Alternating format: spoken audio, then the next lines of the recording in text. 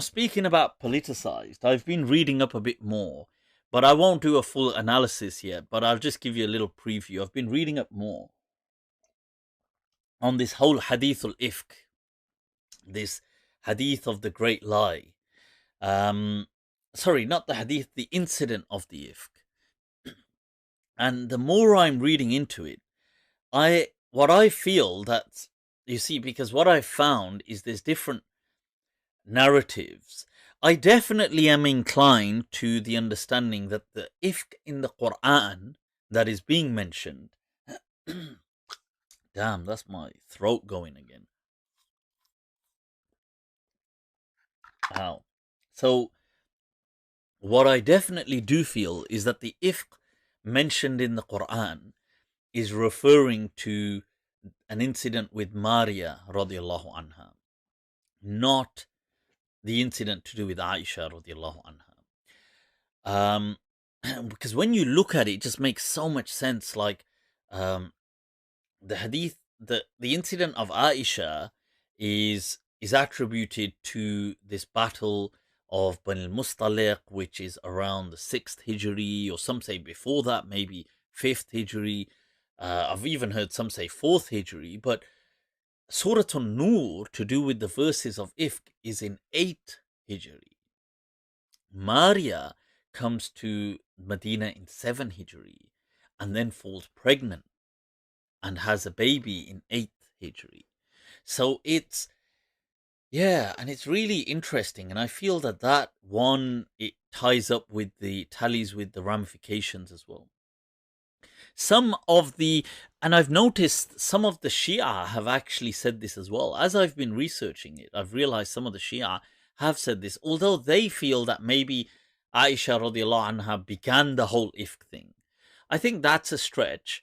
I feel, this is in my understanding, okay. I think both incidents happened. So when in early, it was still, okay, relatively early, whether it's mid the Prophet's life in Medina or whatever, whether it's 4, 5, or 6, whatever, when the Prophet comes back from Bani al-Mustaliq, I feel that there were rumors to do with Aisha that did happen. But they were resolved then.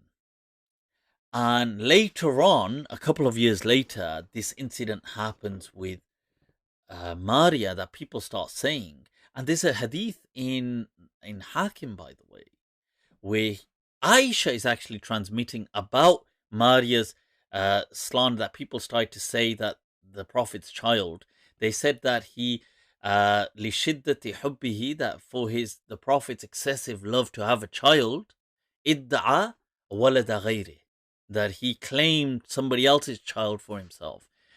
And this is actually in the riwayat and the Sunni books you find this. So in Hakim, it's interesting that Aisha is the one speaking. She says, and she uses the word ifk to do with Maaria.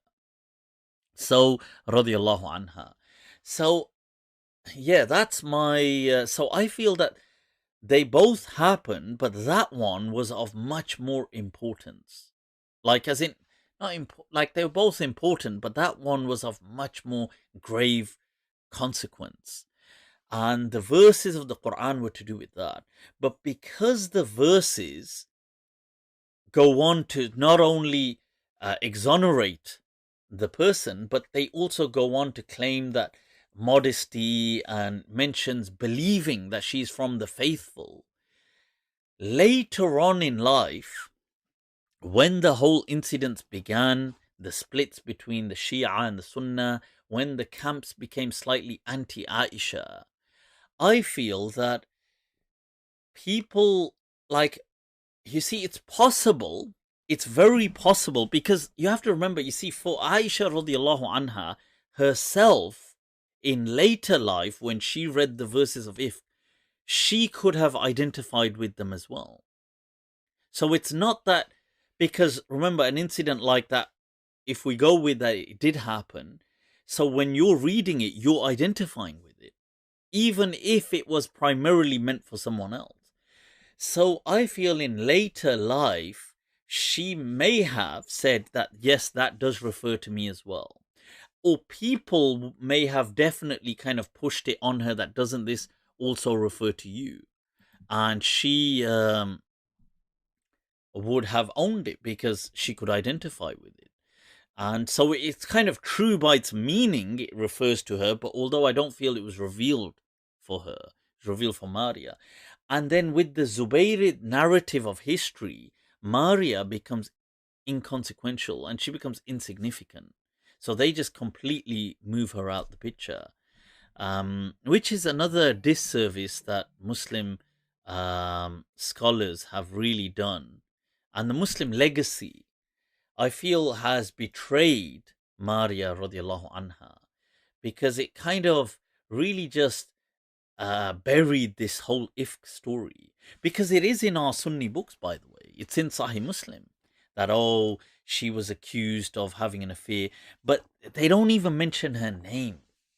They try and put it off as she was a slave of the Prophet. They say a slave woman of the Prophet, Walad. But it was, that's not true, and she was a wife. And but yeah, so that's an interesting thing. I thought I'd just share that with you. Right, guys, we're gonna start to wrap up.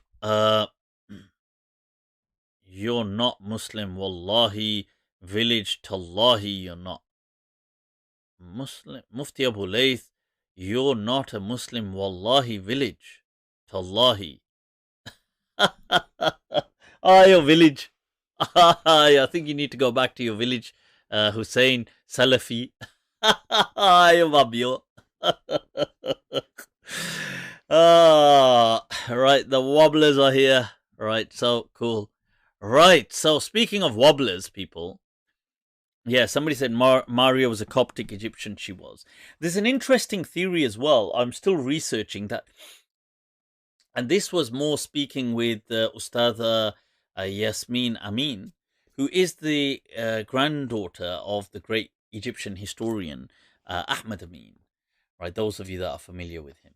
So she had mentioned to me, and it's got me kind of thinking. I'm still researching it though, but her suggestion is that it was the Zuhad lifestyle. You know, the Zuhad, the kind of very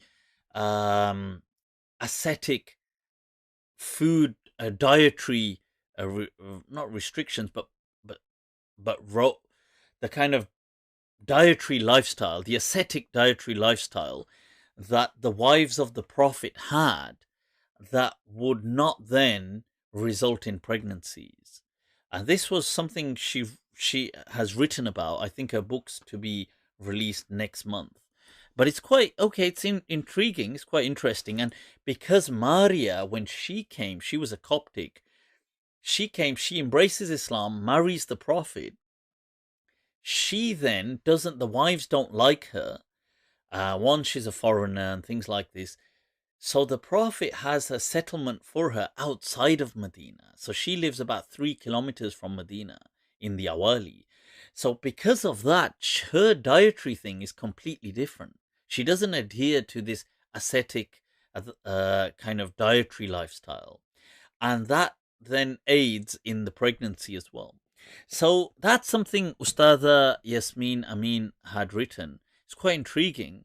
It's interesting. I thought, that's a perspective. I've got to still research more about it.